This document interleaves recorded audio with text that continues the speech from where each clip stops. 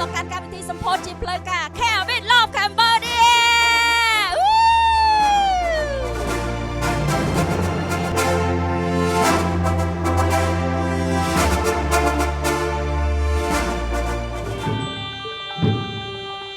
ខ្ញុំលើកហាត់អើងអើយប្រណំអើយសូមជូនពរ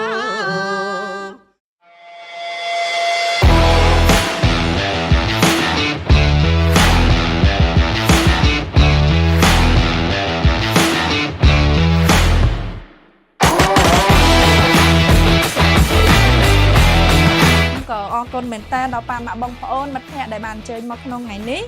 ចាហើយខ្ញុំនឹងបដិញ្ញាថានឹងពង្រឹងសេវាកម្មនេះឲ្យកាន់តែល្អពីមួយថ្ងៃទៅមួយថ្ងៃ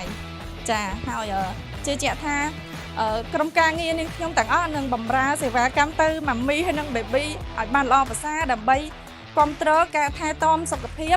សុវត្ថិភាពសម្រាប់ម៉ាមីនិងបេប៊ីជាមួយនឹងផ្លូវចិត្ត ធ្វើការសច្ចាប្រតិធានសូមសន្យាបដិញ្ញាផ្ដល់សេវាកម្មថែទាំម៉ាក់